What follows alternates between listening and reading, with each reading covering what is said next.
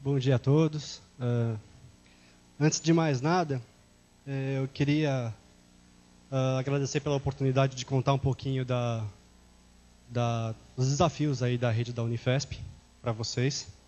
Queria também agradecer ao professor Lopes, ao Manuel Correia e ao Marco e aos demais da equipe da ANSP pelo apoio nos últimos meses, fundamental aí para tocar os trabalhos da Unifesp. Queria agradecer em especial aí a equipe do setor de rede de computadores, porque, sem dúvida nenhuma, são eles que, de fato, são responsáveis por todas as conquistas da rede da Unifesp. E, por fim, também agradecer a todas as equipes de TI da Unifesp pelo apoio nos trabalhos ali da rede. A minha apresentação tem como título, os desafios da expansão da rede da Unifesp. Vou focar essa apresentação nos últimos 7 anos, que é onde se deu o principal, o crescimento e a expansão da Unifesp.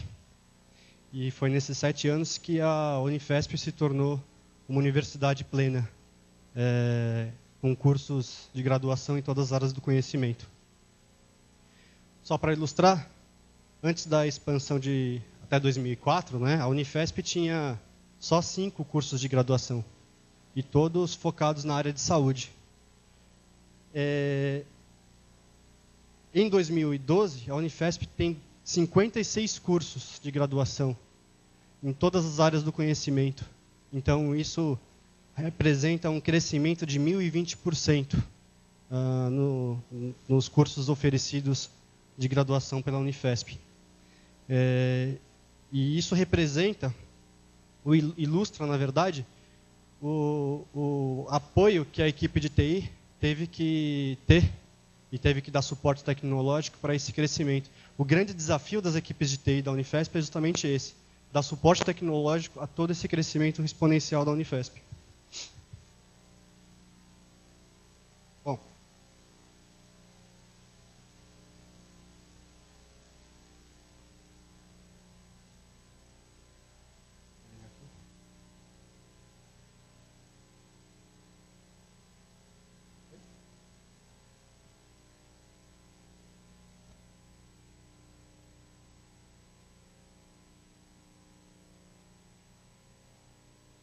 vou por aqui, depois até acertar. Bom, só para um pouco do programa e a agenda da apresentação, eu vou contar um pouco do crescimento da Unifesp, vou dar mais dados que demonstram aí quanto que a Unifesp cresceu nos últimos anos. Eu vou contar um pouco da rede entre os campi da Unifesp, a nossa WAN, e as conexões todas que fazem parte dos campi da Unifesp e as conexões para o mundo. Eu vou contar um pouco da rede local do campus São Paulo, que por si só ela já é um desafio enorme, por conta de diversos motivos aí, mas ali que a Unifesp nasceu, ali que a Unifesp cresceu, e ali é o que está a maior parte do parque tecnológico da Unifesp. Vou contar um pouco também das aplicações que demandam grande banda ou qualidade de rede, então vou focar um pouco nessas aplicações.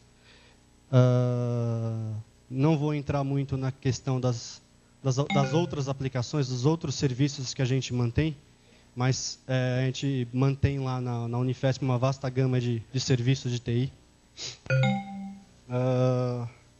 E por fim, eu vou abrir para perguntas, tá?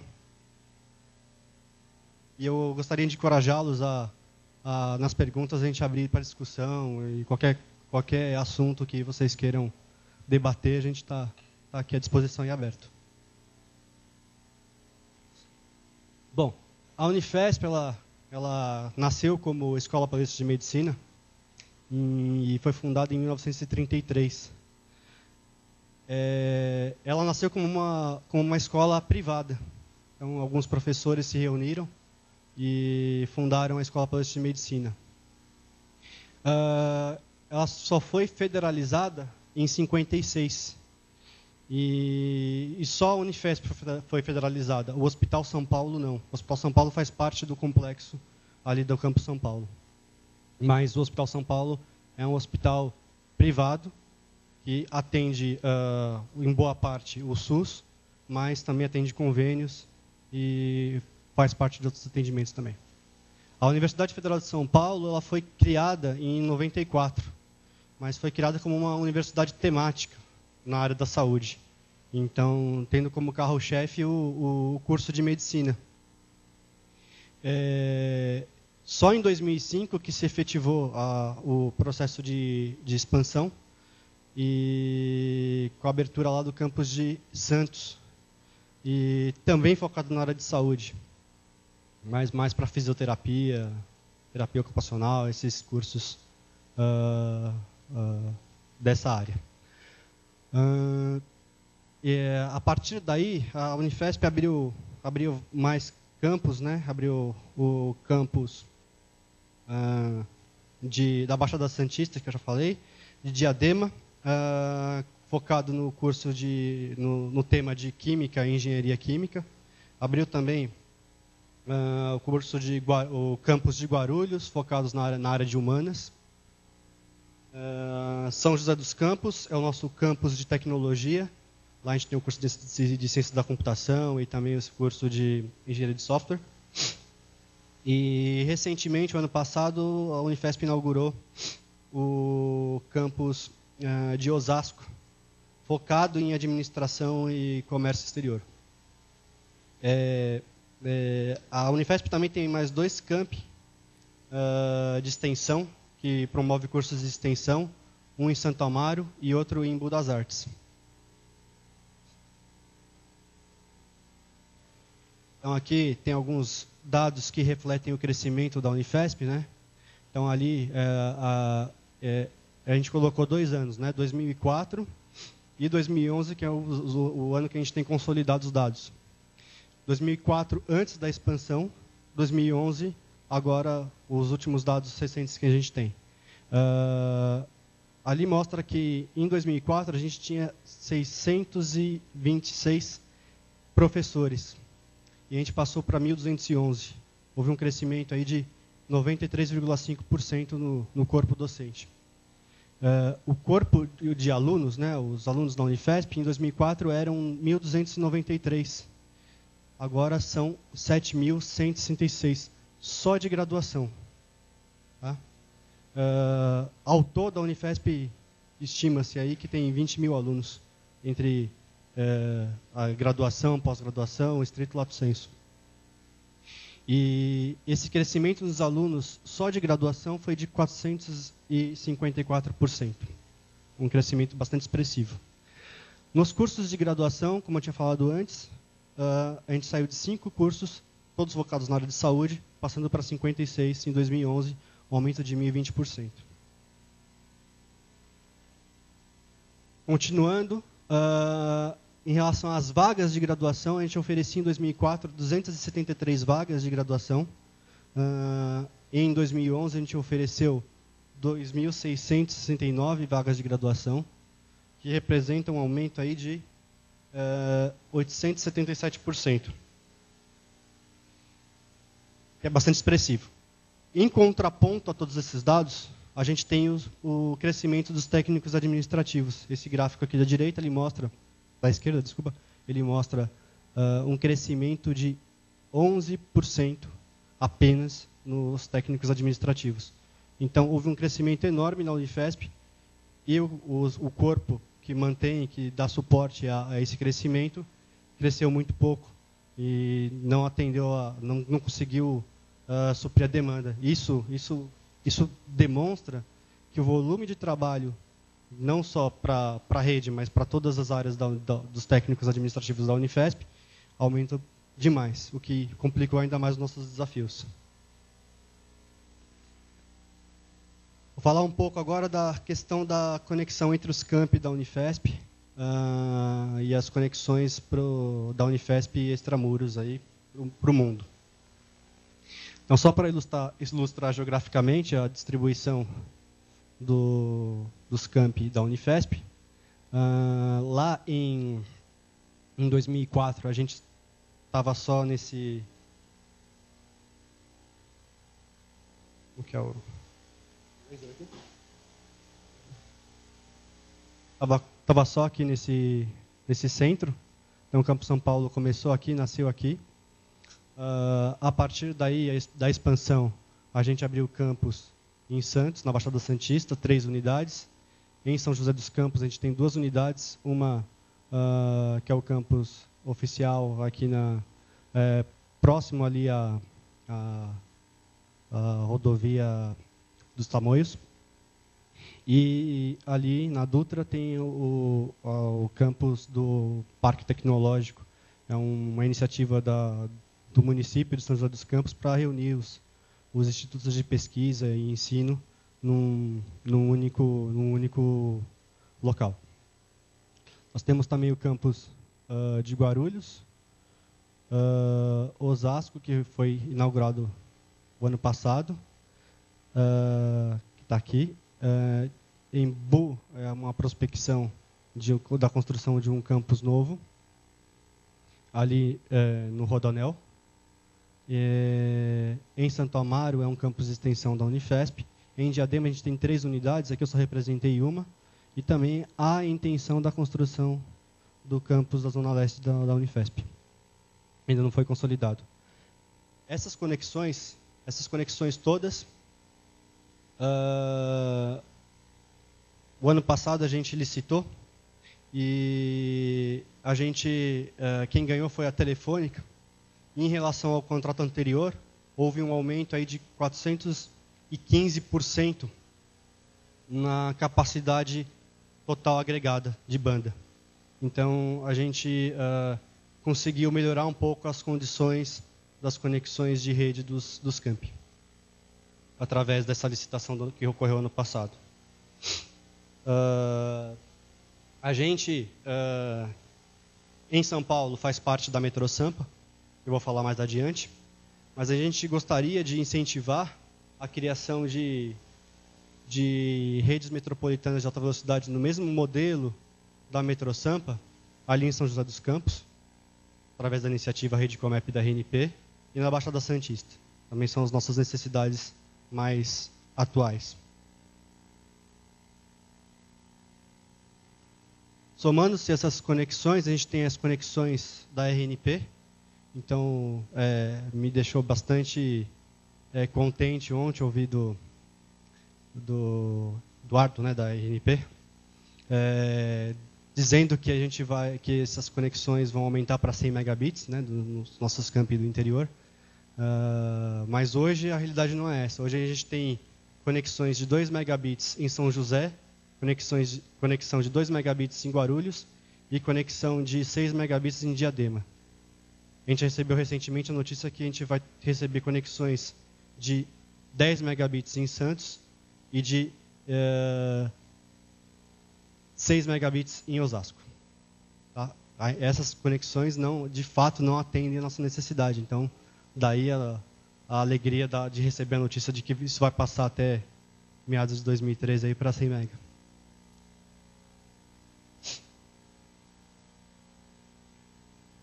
Aqui tem um breve sumário aí das capacidades contratadas na rede MPLS da Telefônica, que é o que a gente licitou ano passado. Então, as maiores bandas contratadas que a gente tem são 20 MB em Guarulhos e 16 MB em São José dos Campos. Tudo concentra em São Paulo, porque em São Paulo está concentrados os principais serviços de TI da Unifesp. E então, por esse motivo, a conexão de São Paulo aqui é um pouco maior para suportar o agregado das bandas das outras conexões.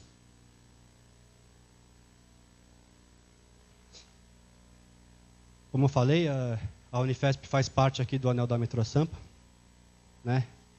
Vitor Manana aí é o presidente do comitê gestor da Metrô Sampa, está aqui presente, mas é um anel de 10 gigabits por segundo, tem bastante capacidade. A Unifesp faz parte desse anel. Até hoje eu não entendi porque que esse mapa está apontando ao FABC para a USP-FD, mas, na verdade, a UFABC está ligada aqui na Unifesp. Há uma proposta que a UFABC seja ligada também a um outro ponto para que tenha redundância. Mas, através da metrô Sampa, a gente chega aqui no POP São Paulo da RNP, e através do POP São Paulo da RNP, como foi demonstrado ontem, a gente chega na ANSP.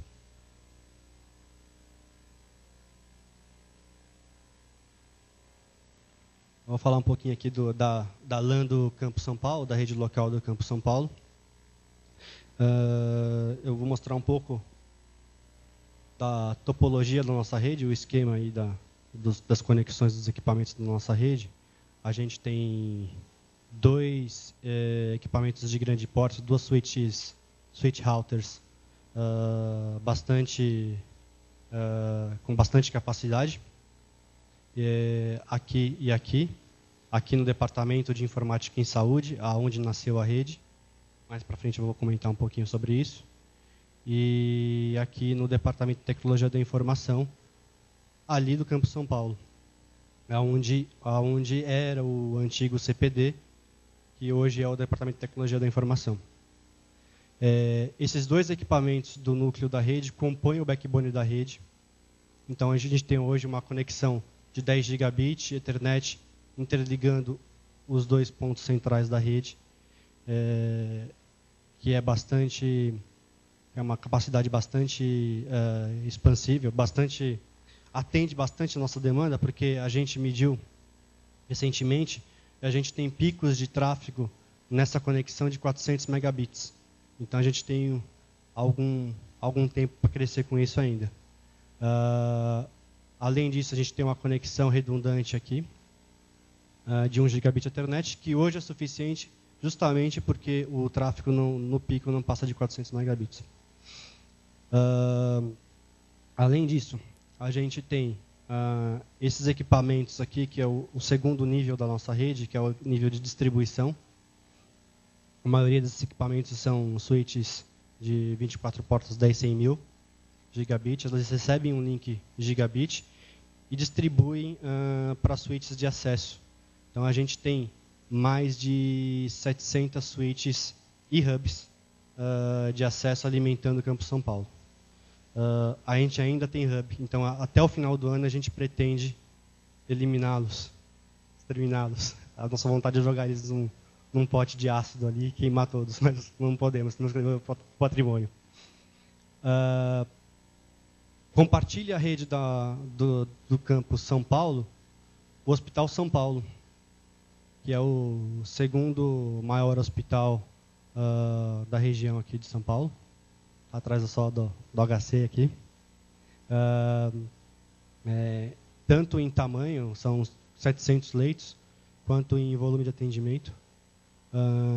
No bairro, estima-se que circula entre 25 e 30 mil pessoas por dia, então também como aqui é uma cidade dentro da cidade de São Paulo. Então é um campus bastante expressivo. Além das conexões dos switches de acesso, que não estão mostradas aqui, mas estariam aqui embaixo, a gente tem as conexões sem fio, outdoor, que interligam 60 imóveis dos quase 200 imóveis que a gente tem no bairro. Eu vou mostrar um pouquinho mais para frente. Além disso, a gente tem no Campo São Paulo, ligados aos switches de acesso e distribuição, 40 access points, que ainda é um número insuficiente. A gente tem mais 24 access points espalhados pelos outros campi. A gente precisa crescer bastante com a rede Wi-Fi da Unifesp, é um desafio nosso, promover a mobilidade ao usuário final.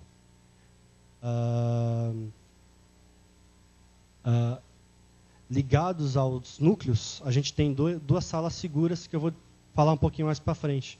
Uma no Departamento de Informática em Saúde e outra no Data Center do DTI. É um pouco aí do mapa, da onde a gente se situa, da onde a Unifesp se situa. A gente está nesses 10 quarteirões quadrados de área, a gente ocupa mais ou menos 10 quarteirões quadrados de área, aqui formados pela Avenida 23 de Maio, aqui Rubem Berta, né? Aqui é a Sena Madureira e aqui é Domingos de Moraes. Então, esses são os limites aí do proposto bairro universitário. A reitoria da Unifesp mudou para essa área aqui, que fica ali ao lado do prédio da onde era o Detran, próximo ao Parque do Ibirapuera, que está nessa área aqui.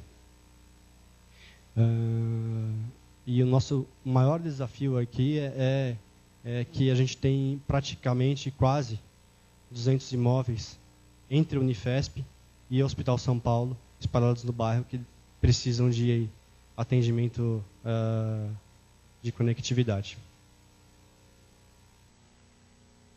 Esse slide aqui mostra um pouco da volumetria do bairro, focado naqueles quarteirões principais onde se concentra a maior parte dos imóveis da Unifesp. Aqui é só para poder demonstrar um pouco da densidade de edifícios e casas na região, o que dificulta muito a nossa vida ali na rede para levar a rede para todos esses imóveis, principalmente na questão de rede sem fio, rede sem fio outdoor. Então a gente precisa muito de radiofrequência para poder ligar todos os imóveis daí. Essa volumetria ela tá plana, né? Então não tem a topografia expressa aqui. Então na verdade não é assim. Essa região aqui, próxima a Domingos de Moraes, ela é mais alta. A região lá próxima ao Ibirapuera é mais baixa, e a gente tem alguns desníveis consideráveis aí, o que dificulta ainda mais as conexões de rede.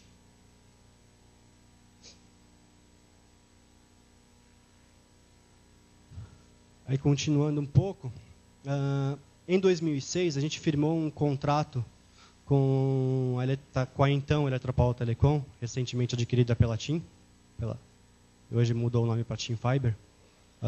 A gente firmou um contrato de aluguel das fibras, né, de cessão de uso das fibras deles, e a gente são 14 quilômetros de fibra atendidas atendendo 13 imóveis da nossa região, o que é muito pouco, né, longe de atender os quase 200 que a gente precisava atender com qualidade. Mas estão aí os principais imóveis da Unifesp.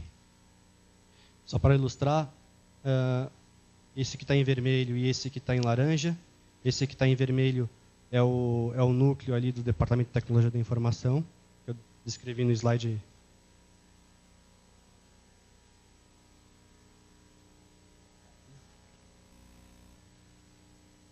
Que eu mostrei nesse slide aqui.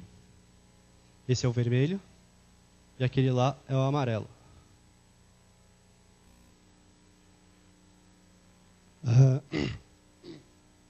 Esse contrato firmado com a Eletropaulo Telecom, para a gente na época, e até agora, foi um baita negócio, porque a gente, como foi falado ontem, o negócio de fibra, a nossa ambição maior é o uso de fibras apagadas.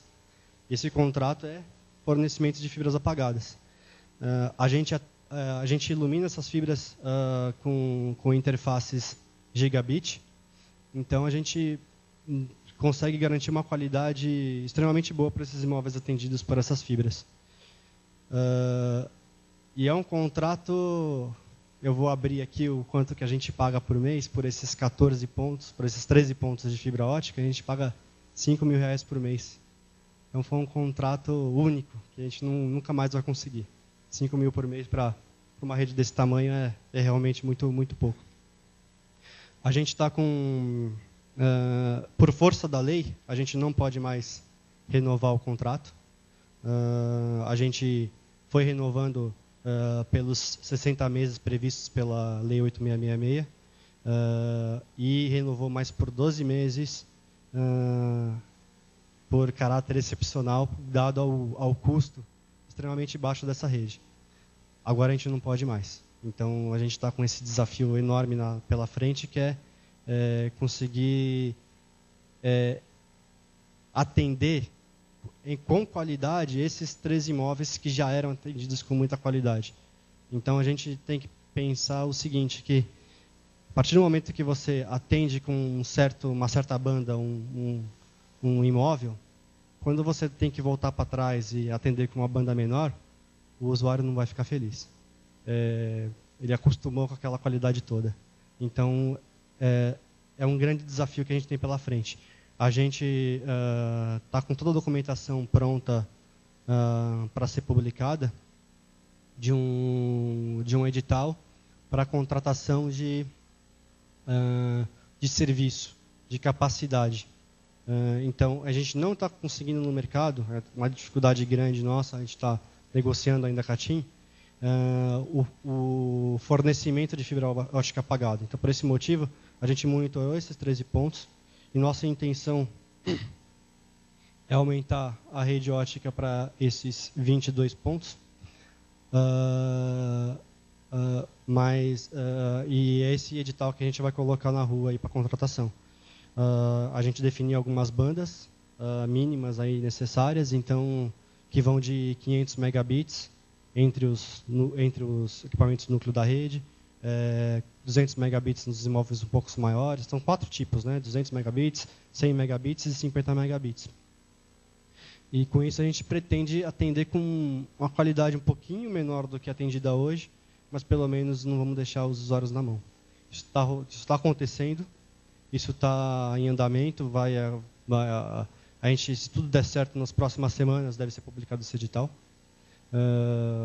Mas a gente não quer interromper as negociações com a TIM, porque a gente ainda tem esperança que vai conseguir alguma coisa com eles na questão das fibras apagadas.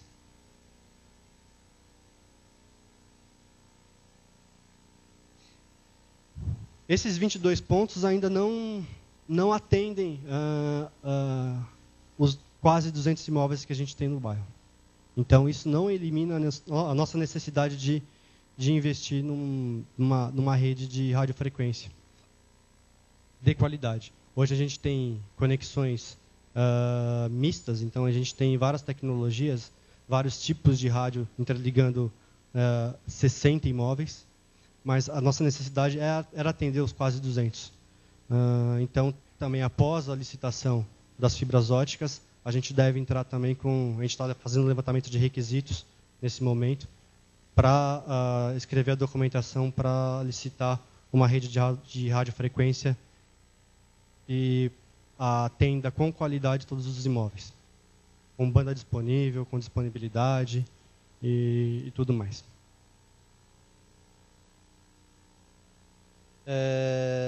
A gente também tem o interesse no médio e longo prazo de construir essa rede ótica nossa.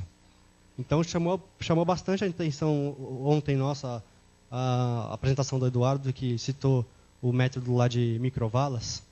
Para a gente pode ser uma boa investir nesse modelo do bairro da Vila Clementina, porque é um bairro extremamente denso e qualquer movimentação que você faça nas vias atrapalha muito o trânsito. É uma área bastante sensível da cidade.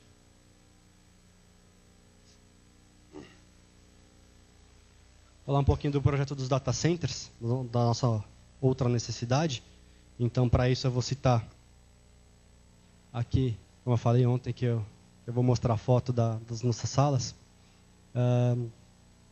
Aqui está a sala segura do Departamento de Informática em Saúde. Eu chamei de sala segura porque não dá para chamar de data center isso. Tem uma série de deficiências. Por exemplo, na sala do Departamento de Informática em Saúde, eu não tenho espaço físico suficiente para crescer, mais um servidor. Eu tenho energia elétrica suficiente, não totalmente disponível, não totalmente redundante, mas tenho, e tenho climatização razoável. Mas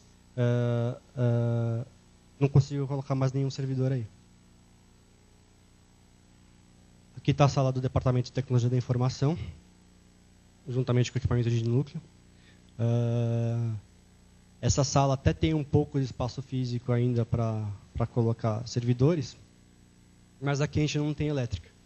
Então falta infraestrutura elétrica para atender essa demanda. Recentemente a gente adquiriu dois no-breaks 60 kVA que vão funcionar em paralelo para conseguir rechear um pouco mais essa sala e dar uma sobrevida para ela por uns 2 ou 3 anos, para dar tempo da gente construir o data center definitivo. Só contando um pouco do histórico aqui, nessa sala foi que ocorreu a primeira ligação lá em 93 com a ANSP, experimentalmente em 93. Oficialmente, em 94, a rede foi inaugurada já com uma conexão com a ANSP, se não me falha a memória, de 64 kilobits por segundo. Mais para frente, em 96, a gente passou para 2 megabits, já para atender um universo aí de quase 400 computadores. Hoje, o Campus São Paulo tem mais de 6.000 computadores interconectados na rede.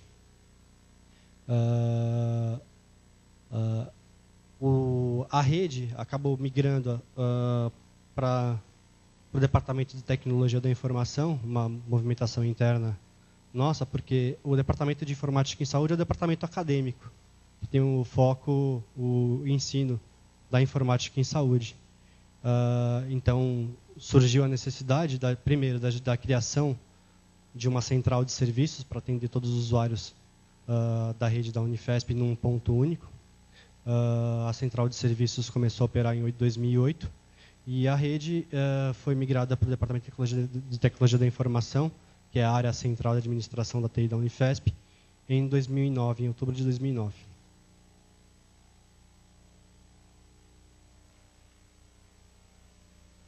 Qual que é a nossa pretensão, nosso sonho? Hoje é a construção de um data center de verdade, como o nome diz, que ofereça, no mínimo, esses requisitos, essas garantias. Que tenha uma arquitetura modular para suportar um crescimento, que tenha alta disponibilidade elétrica, tenha uma climatização adequada e uma conectividade adequada para atender todos os serviços que são mantidos na rede, na TI da Unifesp. E que ela ofereça proteção contra fogo, água e, claro, acesso indevido. Aqui está só para ilustrar, né, uma sala-cofre aí da ASECO. Eu peguei essa imagem do site deles, então preciso citar. A gente trabalhou com eles, não só com eles, para definir o modelo de sala de data center que a gente necessitaria. A gente também está trabalhando com outras empresas para definir esses requisitos e a gente pretende licitar esse data center do Campus São Paulo ainda no segundo semestre desse ano. A gente discutiu lá internamente por que construir um data center e não alocar os serviços fora. É mais ou menos o que o Jackson colocou aqui ontem, é a nossa percepção. A gente também não tem todos os serviços consolidados num único local, não tem todos os serviços categorizados, catalogados, então a gente não sabe exatamente o quanto que a gente precisaria contratar fora. Mas a gente acredita que a gente tem serviço suficiente, equipamento suficiente para construir um data center no Campus São Paulo. O ano passado a gente comprou, só para vocês terem uma ideia, 190 terabytes de storage, mais 60 de um outro fabricante. Então, são 250 terabytes de storage que estão lá desligadas por falta de infraestrutura elétrica. Então, daí a nossa necessidade de investir na elétrica do data center atual para botar esses equipamentos para rodar e a construção do data center novo para migrar futuramente os serviços para ele. Além do data center de São Paulo, a gente pretende também construir um data center em São José. São José dos Campos, que é o nosso campus de tecnologia. Para ser um site backup do data center do campus de São Paulo, mas também para poder oferecer serviços de computação de alta performance ali para o campus São José, que é uma demanda deles. Eu vou entrar um pouco na questão das aplicações aí que são sensíveis ao uso de rede, tanto na questão de qualidade quanto na questão de banda, né? Então, iniciar aí com o VoIP, com o sistema de voz sobre IP. Aí esse slide aí demonstra que a gente ultrapassou com o VoIP o sistema de ramais analógicos esse ano. Então, hoje a gente tem mais de 1.800 ramais VoIP e a gente estima que tem aproximadamente 1.600 ramais analógicos. Esse número de ramais VoIP a gente pretende triplicar até o final do ano que vem. Então, esse projeto ele nasceu, me fugiu aqui o ano, mas nasceu de uma iniciativa da RNP, o projeto Fone RNP. Então ele nasceu quando nasceu o projeto da RNP, mas a gente foi crescendo e desenvolveu o próprio serviço. Então a gente tem os próprios servidores, são 15 servidores que mantêm o serviço hoje em todos os campi.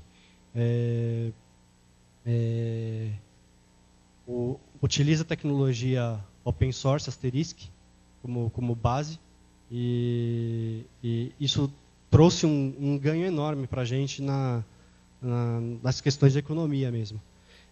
Se não fosse essa tecnologia, eu diria que, imagina como ia ficar as contas telefônicas, dado esse crescimento exponencial da Unifesp.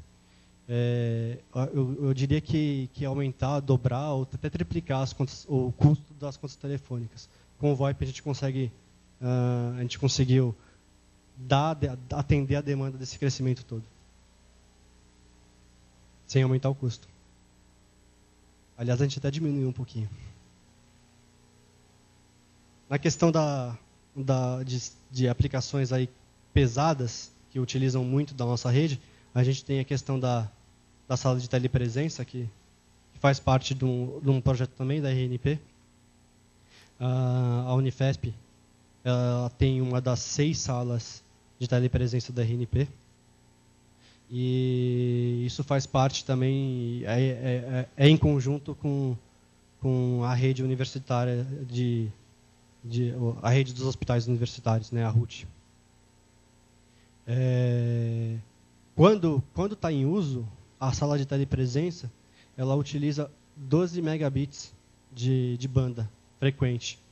E é uma aplicação extremamente sensível, não só na questão da capacidade de banda que ela usa, mas também na qualidade dessa banda, porque nos experimentos, antes de inaugurar essa sala, a gente notou que qualquer perda de pacotes maior do que 0,1% já quadriculava a imagem. Sabe quando a gente tem TV digital em casa e fica tudo quadriculado? Acontecia isso com a telepresença. Então, acabava com a qualidade, porque a ideia da telepresença é justamente que as pessoas se sintam no mesmo ambiente. Essa demonstração aqui a gente está na Unifesp e o pessoal está lá em Brasília. Depois de equacionado um trabalho enorme que a gente teve junto com o POP da RNP, junto com o pessoal da gerência de redes da RNP, a gente conseguiu identificar o foco que estava ocorrendo a perda de pacotes. Era uma switch da Cisco. E a gente isolou essa switch e conseguiu contornar e ficou perfeito. Então, a partir de 12 megabits, quer dizer, é uma aplicação que usa muita banda. Enfim, se a gente não tiver a banda disponível, hoje a gente está ligado no backbone da Metro Sampa a 10 gigabits por segundo, mas de fato a nossa entrada para esse anel é de 1 gigabit por segundo. A gente monitora isso, a gente usa no pico 300 megabits. Então esse é o nosso uso. Então a gente tem uma certa folga aí para o crescimento nos próximos anos. E qualquer coisa a gente compra uma SFP plus ali de 10 GB e consegue ligar a 10 GB no anel também. Outra aplicação que é bastante utilizada na Unifesp é as questões de telemedicina. Então a gente já há algum tempo tem uma sala de telemedicina, um pequeno auditório, com equipamentos de videoconferência. A telemedicina usa por volta de 2 megabits quando está em uso. Não é muito, mas é uma sala bastante utilizada pelos médicos ali do hospital universitário para discussões de caso e reuniões. Vou acelerar um pouquinho. Aqui está a questão da videoconferência. A gente pretende comprar kits de videoconferência em 12 locais. Na verdade, são kits simples, compostos de codec, pedestal e televisor ou projetor, para serem espalhados nos campi da Unifesp, para a gente poder diminuir o deslocamento dos profissionais administrativos da Unifesp entre os campi. Aqui a questão do cluster de diadema. A gente tem um cluster de simulação de dinâmica molecular de novos eletrólitos de bateria de lítio. Aqui tem uma demonstração da imagem que é gerada, do modelo matemático que é gerado. Esse projeto é um projeto FAPESP, está aqui o nome do processo, é do professor Siqueira, que é da Unifesp, junto com mais 2 colegas dele. E esse é um projeto que tem um forte apelo de sustentabilidade, porque com esses modelos você consegue reduzir o desperdício dos materiais. O cluster de São José dos Campos, aqui eu só coloquei para ilustrar as fotos do campus de São José dos Campos. Na verdade, tem um projeto que está para entrar em operação, então não tenho agora os detalhes, mas é um cluster para computação de alta performance. Por fim, eu queria abrir para perguntas. Isso. Espera.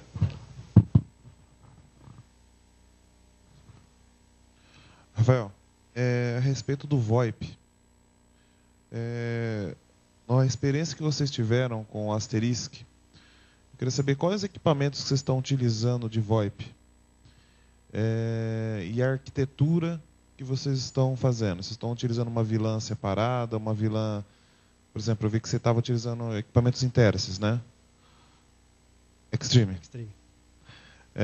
Alguma VLAN proprietária? Você está utilizando o QoS? Como que foi essa experiência? A gente utiliza Asterisk nos servidores. A gente tem telefones da Ialink, da Polycom e também da Siemens hoje. Esquecendo de algum? Cisco. É tudo SIP, né? Então, vocês estão utilizando tudo SIP. Tudo protocolo aberto. Toda a rede está numa VLAN separada, uma VLAN específica para isso. A gente ainda não teve a necessidade de configurar QoS, exceto nos campos a gente fez alguma configuração de QoS, porque a banda que a gente disponibiliza para os locais que a gente coloca o VoIP é sempre muito superior à necessidade do local. Então, não forma fila e não há necessidade de QoS. Entendi, obrigado. Mais perguntas? Ainda temos algum tempo. Não. Bom, então... Quem? Aqui. Você teria uma... É uma pergunta meio capciosa. Você teria uma estimativa do data center? Assim, custo, quanto vai ficar para fazer isso? É uma pergunta complicada. Mas a gente estima que vai ficar entre 2 e 4 milhões. Um data center pequeno aí de 40 a 50 metros quadrados. No total, a sala segura mesmo, a sala cofre, em torno de 38, 40 metros quadrados. Nível 2. A gente está focando em nível 2. Mais. Você colocou que estava operando 1.800 ramais. Você está utilizando uma classe reservada? Você está utilizando roteamento? O que você está fazendo com essa vilã separada? Um Layer 2 enorme. É uma Layer 2 enorme. Mas que só roda a aplicação de VoIP. Entendi. E usa IP de rede privada. Não reservado. Você está usando o público na internet. Não, estou usando reservado. Reservado, tá. Isso, estou usando reservado porque não há necessidade de conectar com a internet nesse momento. Entendi. Mais perguntas? Não. Bom, então, Rafael, muito obrigado.